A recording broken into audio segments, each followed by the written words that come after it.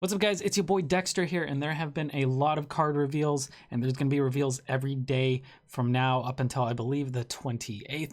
So yeah, I think I got 16 cards to cover here. So just going to give you my brief thoughts, and then stay tuned for the end. I will be rating them on a scale of 1 to 5. So we have a Mage legendary card here, a 7-mana 4/4 beast, Janali the Dragonhawk. Battlecry: if your hero power has dealt 8 damage this game, summon Ragnaros the Fire Lord. This is insanely good, very reminiscent of Spiteful Summoner, except Spiteful Summoner would sometimes low roll. This is just always going to be good, and then you're also not limited to having only expensive spells in your deck. So this is just 7 mana, 12/12 worth of stats, kind of, and it's insanely good. Also pay attention to the fact that it is odd. I do think odd is going to be a good Mage archetype this go around, at least with the cards we've seen so far. You know, just throwing things in like what is it, Pyromaniac, and then we got Black Cats in addition to other things, and there's a 1-mana card that we're gonna go over later. I think this thing is gonna be at least like a tier 2 deck, maybe even, I don't know, no, probably around tier 2, but it's gonna be a lot of fun. Definitely gonna be running this card. Just think that when it's odd and your hero power is doing 2 each turn, really easy to get up to that 8, and you're definitely gonna want to use your hero power. So I mean, if you're running odd, this is gonna be it. So you're definitely gonna run this in odd lists. Are you gonna run it in just a normal control mage? Maybe. It is a huge swing, 7 mana, 8/8 worth of stats, or even just a 4/4 in Ragnaros. Like, that is insane. If you're just playing a really grindy game, you throw Jaina in your deck and you'll eventually get value out of this thing. Also, remember that Ragnaros is an elemental, so all the balls he throw will have lifesteal on them. So if you slam this on 7 and you curve into a Jaina on 9, you might get, you know, that might kind of seal the deal. You might kind of just win from there. You know, you can also play this on turn 10 with the Zola. That way you're guaranteed to get another one of these in your hand. And then if you have like 2 rags on the board, that's going to be insane. Of course, you can also bounce this back, play another one. You can do things like that, but I don't know if you really want bounce cards. Zola might be a thing though, if you want that extra value, you know, that extra strong late game. All right, so we have a Shaman legendary here, 3 mana, 1/3 Zentimo. Whenever you target a minion with the spell, it also targets adjacent ones. This is not a battle cry. This is just gonna stick on the board, which is insane. I've been playing a lot of Burn Shaman recently, and this thing looks amazing. I would definitely want to use this right now. Being able to land, you know, even Earthen Might on a couple dudes, 3 dudes, even better. But at like just landing an Earthen Might on 2 dudes, totally worth. Doing maybe a zap on 2 opponents or 3 opponents, like that's insane. Lightning bolts, 3 opponents, lava burst, 3 opponents, and then don't forget the buff side. Once again, the Earthen Might, and then also Rock Biter. Let's say you have 3 dudes on the board. Maybe you go Electra, and then you do Rock Biter on your dudes. Maybe you do an Earthen Might on your dudes. Insane value here. Like, not even having to combo this with Electra. Rock Biter on 3 dudes. That's just boom, 9 damage. Yeah, it's a little bit weaker than a Bloodlust, but it's a lot cheaper as well. Maybe you're running Doom Hammers in your list like my Burn Shaman, and I don't know, I'm just really excited about this thing. But not only for the burn potential or the buff potential, but also the control aspect. Maybe you use this with a Tidal Surge. You can maybe clear the board and heal up possibly 12 or so. Also just slamming some hexes down. And then of course, back to the buff aspect, I guess you can use it 3 unstable evolutions, one after the other, right? So really liking this card.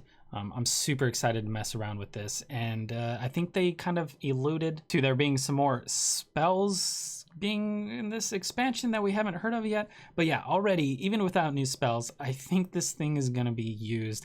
Definitely gonna see some action here. All right, so we got a Warlock card here, 1 mana rare, Shriek, and it's discard your lowest cost card, deal 2 damage to all minions. So at first glance, it kind of seems like a bad defile. I don't think it would really be run in current Warlock lists, but if there is a discard Warlock archetype that emerges, I do think this thing will see play. I do like the fact that it kind of targets instead of being a random card. You know it's going to get discarded, which just makes it feel a lot better instead of, you know, maybe you discard your Gul'dan. Like, that's not going to happen if you're running this thing. Usually, if you can target this thing to be on like your Clutch Mother, which is going to be a 2 mana card, so you're probably usually going to land it on your Clutch Mother. So it has terrible synergy with itself. If you have 2 Shrieks in hand, well, I guess you're just going to lose one. But if your lowest cost card is something you want to discard, such as a Clutch Mother or another card they introduce, it's definitely going to be good. I kind of like it in the discard once again,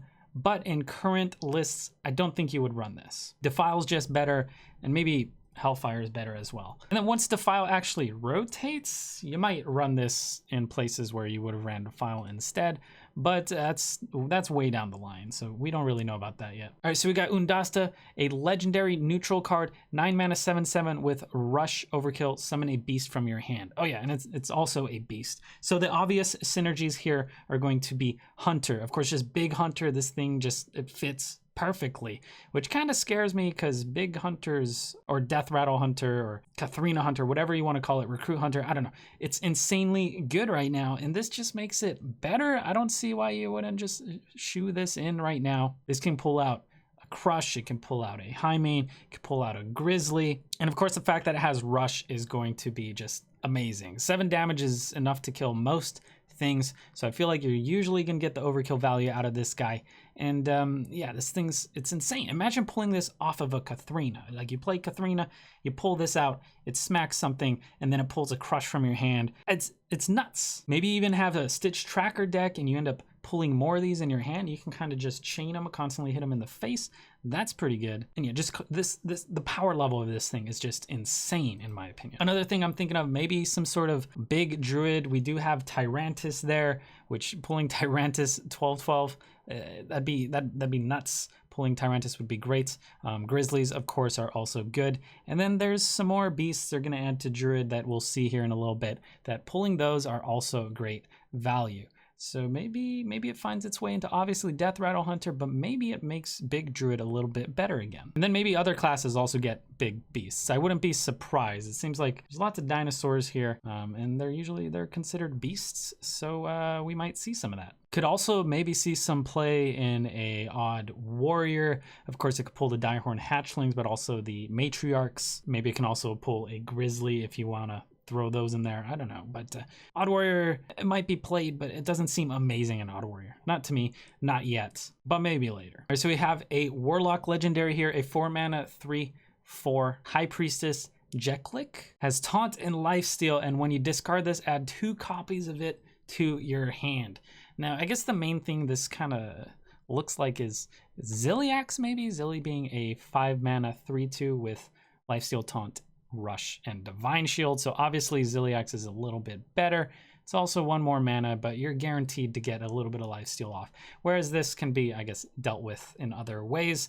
But back to Discard Warlock. If Discard Warlock is a thing, I think this will be a staple. Maybe there's even some sort of Discard Control Lock that just has the Imps for pressure. That would be pretty interesting. But yeah, just 4 mana 3/4. Great stat line considering it has the Taunt and the Lifesteal, and seems to work great with that targeted discard. As for right now, I don't think you'd run this in any current list. I don't think you want this in, Control or even. It doesn't seem terrible, but it doesn't seem great.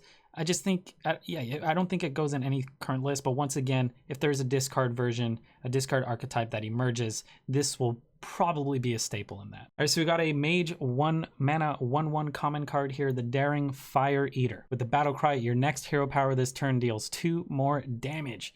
That's really good, especially considering Janali the Dragonhawk. Just the fact that you can push out that extra damage, this is going to be great. So maybe finds play in a normal mage that just wants to push out that damage for Janali, just giving it a little bit of control. Doesn't seem super strong, but in odd, I don't see why you wouldn't want to run this. Like, you're probably not going to play this on turn 1 because you're not going to hero power on turn 1 as well. So it's not really a 1 mana card kind of in a way. It's more of like a combo where you want to probably play this on turn 3. You play this and you do a 4 damage ping, which would be great for dealing with things like thugs, which can maybe get out of control sometimes.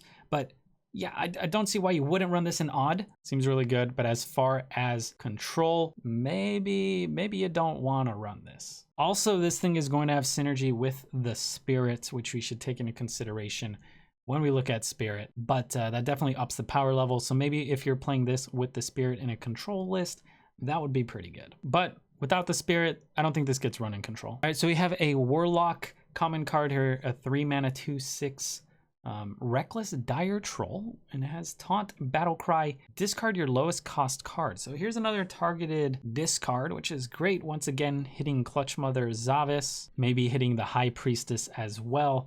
That could all be pretty good. But just as a 3-mana 2/6, doesn't seem incredibly strong unless you're looking for that targeted discard. I mean, maybe even throw this thing in current zoo lists to kind of just protect your other dudes. That's definitely possible, but I don't think it's amazing there. I do think it would be great once again in discard, but in current lists I just don't see this thing being played. So yeah, not too excited. Stat line is good. You're basically getting 8 stats for 3 mana, but not too excited until we see more of the discard stuff. So we got Smolderthorn Lancer here, a 3 mana 3/2 warrior epic card with the battle cry. If you're holding a dragon, destroy a damaged enemy minion. So we get to kind of get execute here attached to a body, which feels pretty good, and it does seem targeted. It doesn't say random, so we get to choose what it kills. This seems like a very strong card, assuming there are going to be dragons that warrior wants to run. Right now, doesn't seem to be much that we want to run here. Maybe Odd Warrior gets a nice on a 7 mana dragon or something like that, which would enable us to use this. But as for right now, without the dragon support, I don't think this is going to be played at all. It could maybe fit in like a Mechathune deck that has Malygos, but really that's just one dragon. You're really banking on drawing that Malygos. Doesn't seem too good. So yeah, really hoping that they release some good neutral dragons or just warrior dragons to make Dragon Warrior a thing. That would be great. I don't even care if it's odd. Like, this would be huge in a tempo dragon list, but without further support, kind of meh. All right, so we have a Paladin epic spell here, a new challenger, 7 mana, and it discovers a 6-cost minion, and you summon it with Taunt and Divine Shield. So really good for delaying opponents, I guess, you know, more a control tool. Definitely not going to run this in something that's aggressive. There are also a lot of bad 6-drops that you wouldn't want to land this on. There are some decent ones out there. Big ones that come to mind, maybe Boulderfist Ogre is actually not bad. Karen Bloodhoof would be pretty good. Damage Stegotron would be huge if you got it off of this. Frozen Crusher, not bad, because you don't really want to attack. You kind of just want that defense off of it. Hogger may not be terrible, I guess. You get multiple taunts, plus it's going to have that Divine Shield, might stick around a little bit. Illidan's also pretty good. Rubrian Unraveler isn't bad. But yeah, I feel like usually you're going to get something decent off of this, and it will have value. Main things I think about here are Prismatic Lens value. Maybe you can cheese this out on an earlier turn, which would be insane. Imagine getting like a The Beast or an Illidan on turn 5. That would be pretty nutty. Of course, considering that it has Taunt and Divine Shield as well. This also discounts your Shrivala a lot. So I'm really liking the fact that, you know, Shrivala is going to see more big spells, and maybe there's going to be more big spells on top of this one. But definitely seems good in a control Paladin list. I'm definitely going to mess around with this. I don't know if it'd be a 2-of or anything like that. But with control Pally getting this as well as timeout, this could be really good. All right, so we got Water Boy, a rare card here. 2 mana, 2/1 neutral. With the battle cry, your next hero power this turn costs 0. And when I first saw this, I thought it was great. I thought it looked cool. But the more I think about this, it's kind of just like a bad Kobold Librarian. I don't think you want to run this in anything. It's just kind of a meh card. I guess if there's something you really want to flood the board with, maybe you're playing a Paladin and you just want to throw this out as well as get a 1/1 bod. That's a 2 mana 3/2. It's kind of bad, but you do go a little bit wide. Maybe once Keleseth rotates, you could run this in Zoo. So it's kind of just cycling a card. It's just an extra Librarian. Well, it's an extra Librarian that costs 1 more mana. So not that good. Maybe with Shadow Reaper Anduin, this would be pretty cool because you could ping, you could play this and ping. So I mean, it resets that while making it free. I don't know, that's kind of like a stretch. I don't think this thing's gonna see much play. So yeah, not too excited about Water Boy, but the art's great and it's a pretty cool card, just not good. We got Souldwarden, a 6 mana 6/6 epic warlock card that reads add 3 random cards you discarded this game to your hand. This is really strong. We got a decent stat line here. 6 mana 6/6, you know, that's kind of normal. And then draw 3. 6 mana 6/6, draw 3. That's good. That's really good. I don't think you would really run this in any of the current lists because there's not a lot of discard. Maybe you're playing Q block and your Doomguard does discard some things and then you can pull it back with this. Maybe it gets run there, but I don't really think you would run that there. Once again, this would just be run in new discard archetypes that would happen to emerge, and they seem to really be pushing it. So I'm hoping a discard Warlock comes out of here so we can see some play out of this thing. So just, this is an insane draw engine. If you are running discard, maybe this gets you, you know, some Clutch Mothers back in your hand. Maybe you get some High Priestesses back in your hand. Just the fact that you can kind of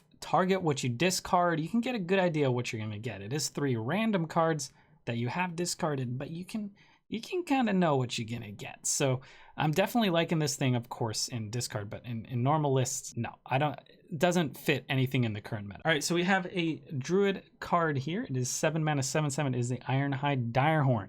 With Overkill, summon a 5/5 Ironhide Runt.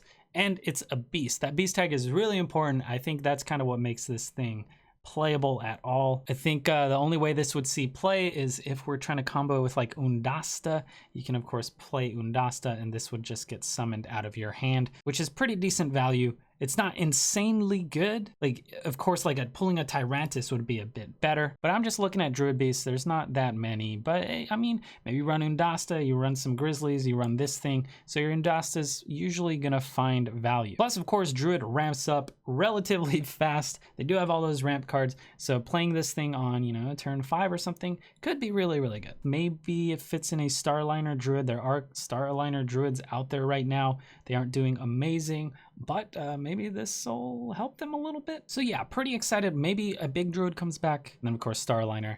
But other than that, it's kind of just a mech card. All right, so we got Spirit of the Dragonhawk. This is the spirit for the Mage class, a 2 mana 0/3 that gets stealth for 1 turn, and then your hero power also targets adjacent minions. So I mean, this could obviously be running some sort of even mage. I don't think we're gonna see too much even unless they release better cards for it. Obviously can't be running odd. So I guess this would just be running a normal sort of control mage. So maybe comboed with the Daring Fire Eater, this thing would be pretty solid. Doing, you know, 3 damage to 3 things, that's pretty good. And then of course it has synergies with Jaina. If you ping 3 things, you can make 3 water elementals theoretically just off 1 ping. Yeah, I don't really think this thing's gonna see too much play.